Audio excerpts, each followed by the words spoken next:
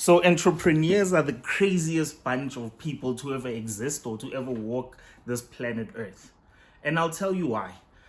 A number of times we have people in our family, we have people that exist within our ecosystem whose behavior just doesn't make sense. This person has a secure job. Why the hell does he want to leave the job and go risk it all? During COVID, there are people that just before COVID struck, they'd taken the leap of faith and have left their secure job.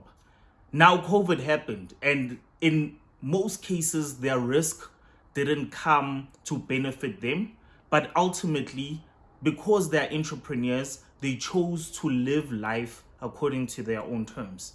They understand it's difficult, they understand the rules, they understand the stakes, they understand the risks, but they still take that leap. They still jump and they still go and tackle the challenge as if nothing has ever happened. So in this video, I'd like to basically give you 9 reasons why entrepreneurs are the way that they are.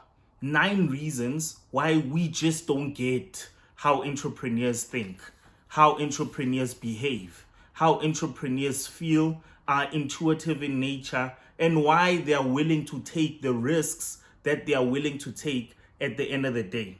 The first reason is that the voice in their heads is louder than any other voice out there.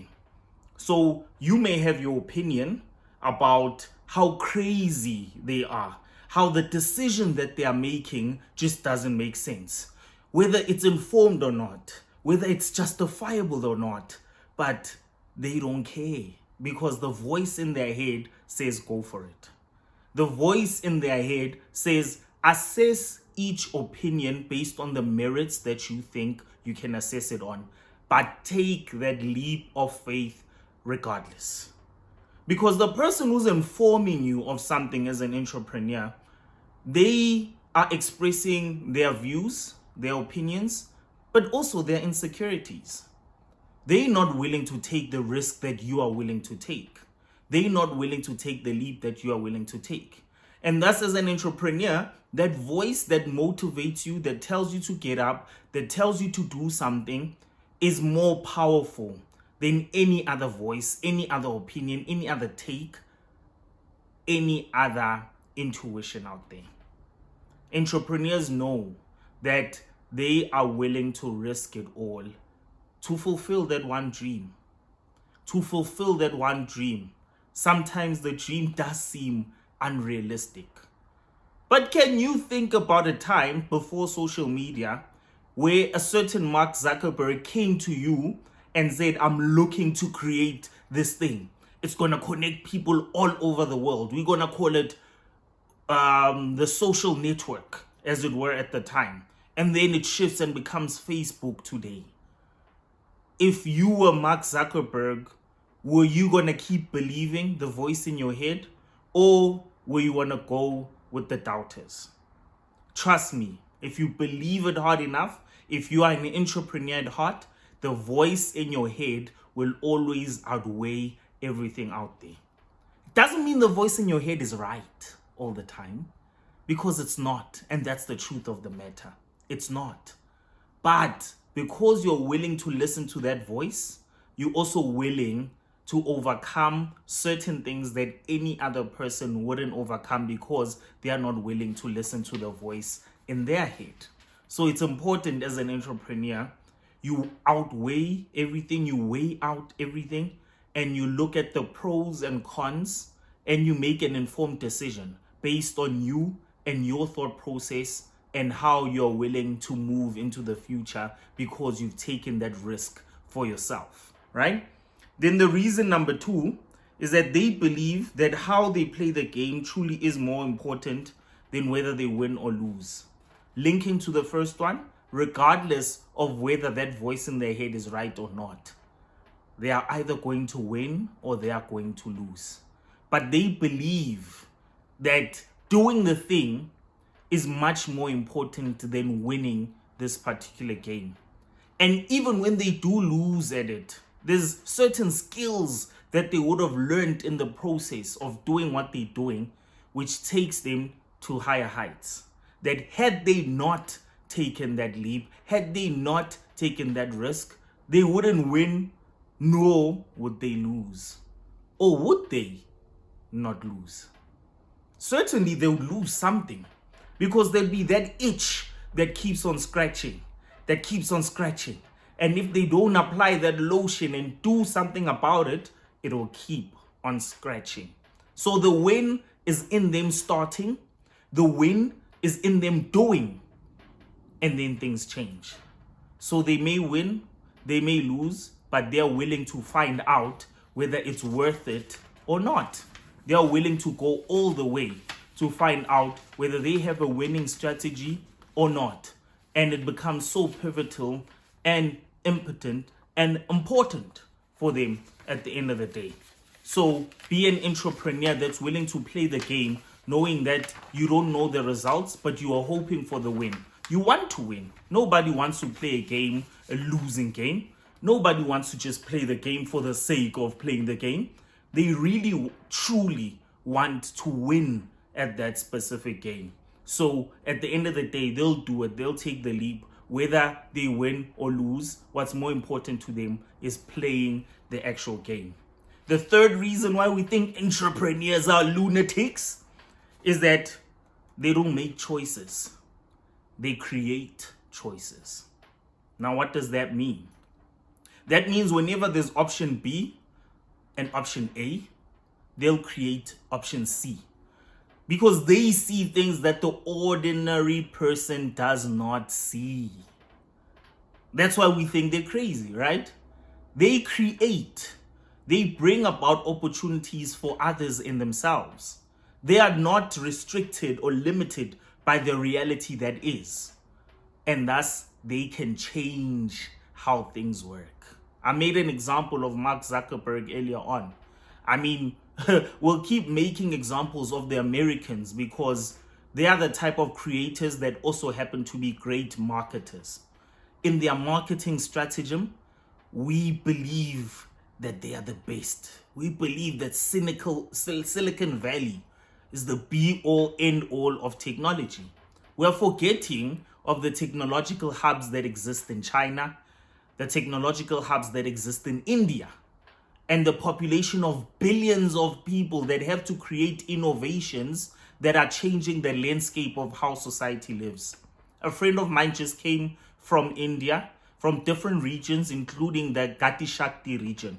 And one thing he shared with me coming back from there is the innovative way in which they are using waste to generate electricity for the population within various regions and cities in India. Because the population is at 1.5 billion, they have no reason whatsoever to leave the status quo as is. What they have to do is create solutions to existing problems. More people means more waste. What do we do with this waste? Do we just simply take it to a landfill, let landfills gather, let landfill become wasted land, so to speak, that only gets rehabilitated in 50 years? No. Instead, they create innovations that change the landscape, generate electricity, thus generating more funds for more entrepreneurs to do more things. Crazy, huh? They create. Entrepreneurs don't just look at A and B, they create a C column for change. That's what entrepreneurs do. And that's why as ordinary thinkers, we think they're crazy, they're lunatics at what they do. Number 4, they enjoy succeeding through others. Whereas in your normal secure jobs, more often than not, we are competing at the highest level to see who gets the promotion, who travels the ladder faster than others. Real entrepreneurs work through the strengths of others. They use other people's gifts to achieve what it is as a vision that's in their head at that particular point in time. That's what they do. They know that they don't have to be the smartest in the room. They know that they need the next person. They know that they need the next innovator to build on the foundation that they may lay. So I may conjure up an idea as an entrepreneur, but I need certain engineering minds. I need certain thinkers. I need certain salespeople, certain marketers, certain accountants to keep everything compliant, tax practitioners. I need various tools, skill sets from different people for me to achieve what it is I want to achieve as an entrepreneur.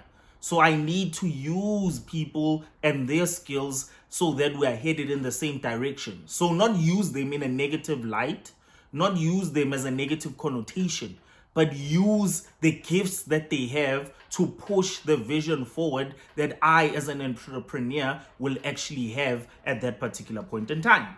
Interesting, isn't it? We don't live in isolation or in silos as entrepreneurs. What we want to do is take people with us. So hence the whole point or job of an entrepreneur is to identify a problem, then bring about a model solution to that specific problem. Then things will change accordingly, because what is more important is bringing people along with you.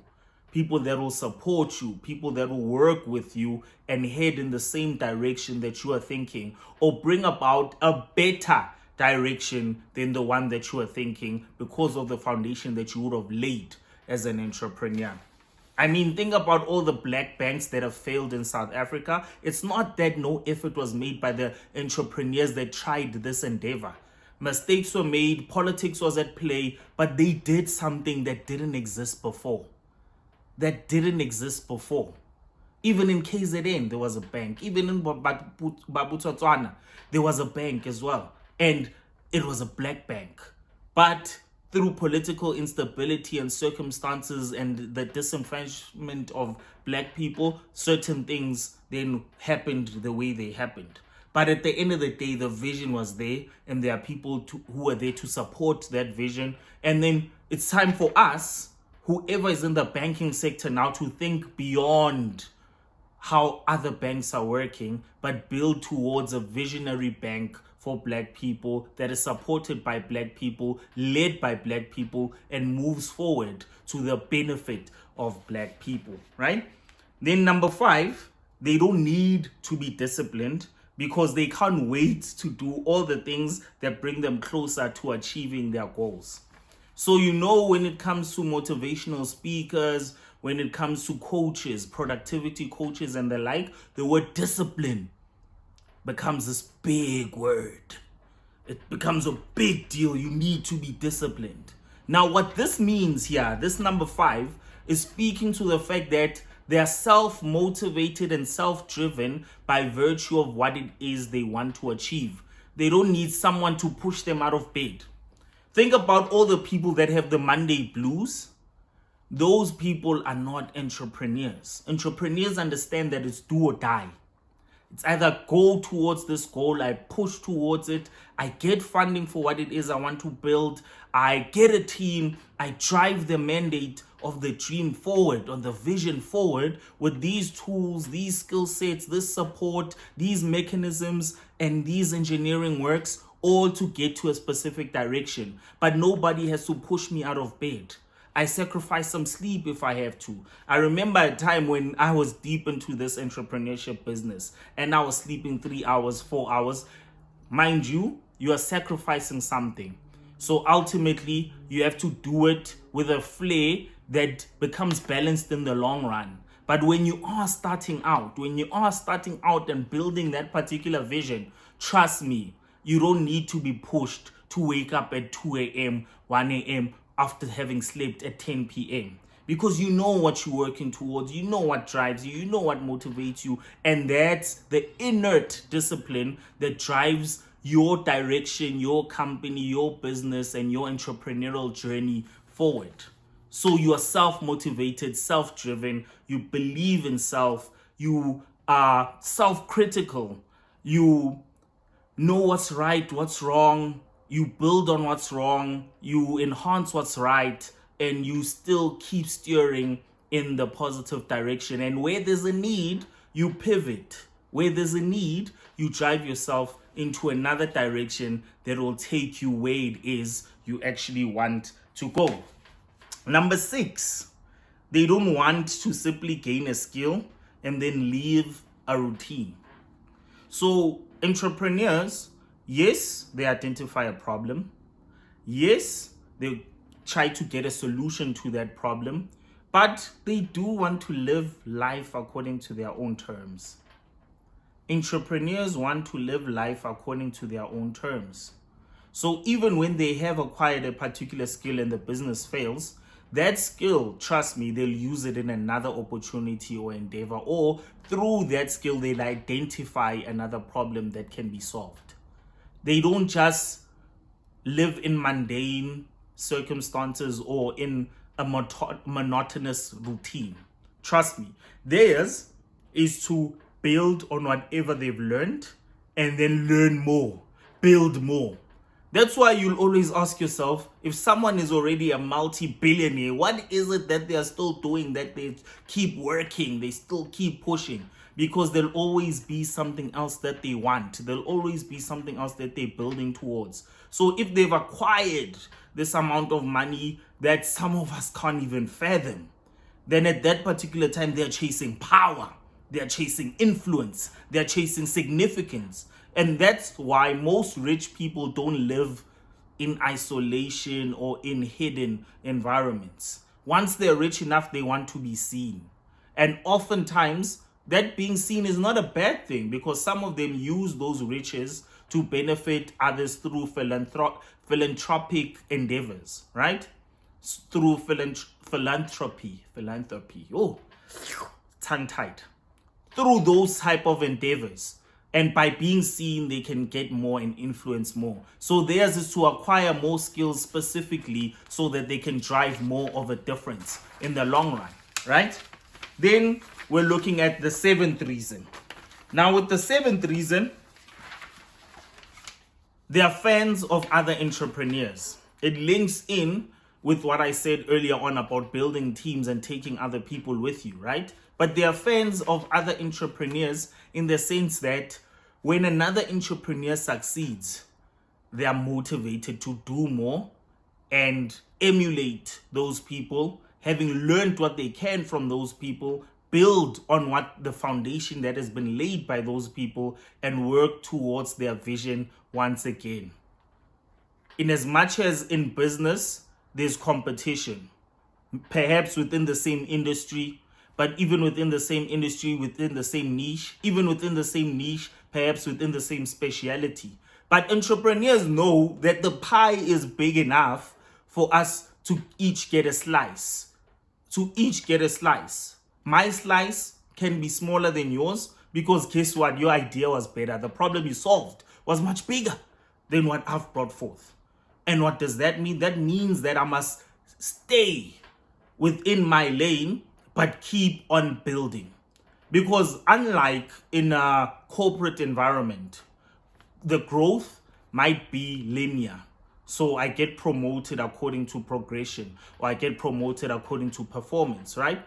In business, things can work where it becomes exponential instead of linear. So today I can have a client that gives me 1,000 Rand, and tomorrow I can have a client that gives me 100,000 Rand, and the following day I can have a client that gives me 500,000 Rand based on whatever value I'll be bringing to that client and what the value I'm bringing will benefit that client in. So it becomes exponential, and thus hence they understand that the pie is big enough. So in as much as there is some competition, but the pie is big enough, despite the risks and despite the fact that failure can also be inevitable in the long run if you don't innovate, if you don't iterate, and if you don't change things according to what the market needs and the demands are at that particular point in time. Then number 8, they're willing to start a movement of one. In other words, an entrepreneur can get up today, identify a problem, then start working on it one man. They don't necessarily need cheerleaders to drive them and push them, particularly at the start. Hence the fact that they are self-disciplined, they are self-driven, self-motivated, and self-sightseeing within what the future brings. They're introspective around the decisions that they are making, but they're also risk takers that are willing to start things early on. One man. That's what makes entrepreneurs stupid, crazy, but also excitingly amazing. Because through building a movement of one, once you get others to believe in you and support you and want to build with you, it becomes a real movement of more than one. So entrepreneurs trust in themselves so much so that they can do something alone, and they can do it for as long as it takes to finally achieve what it is they want to achieve at that particular point in time. And the last reason, they think, why not me? Hukom did ni ek ni? Huh? Hobaneng isinna? Ten ngasi him? Huh? That's what they think about. Why not me? If anybody can bring this dream and vision to life, it can be me. That's the type of self-motivation and self-need that you have to have as an entrepreneur. That's what you need to start. As a starter, I remind you all of the time, that is exactly what you need.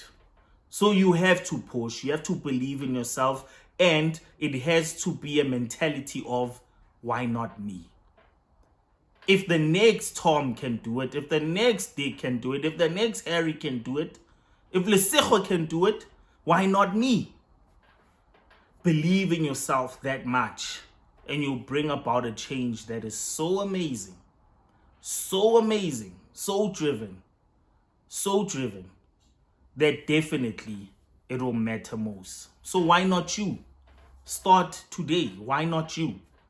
Then a bonus reason why entrepreneurs are crazy is that they can get up after they've fallen down, and they can keep pushing and keep pushing and keep pushing, even if the results don't make sense at the time. Entrepreneurs fail so many times before they get their W. They fail so many times before they get their W. In that failure, they're considered crazy. Trust me, they're considered crazy. But they do it anyway, regardless of what people say. So I love you, I appreciate you, and I'll see you on the next one. If you are an entrepreneur, trust me, you are not alone. Keep on believing, keep on pushing, learn from others, get your mentors, get aligned, get people that believe in your vision and push with them. Get smarter people to surround you, but remain crazy, remain stupid, remain a risk taker, because entrepreneurship is not for everyone. And that's a conversation for another day. Entrepreneurship is not for everyone. I love you, I appreciate you, and I'll see you in the next one, my starters. Cheers, guys.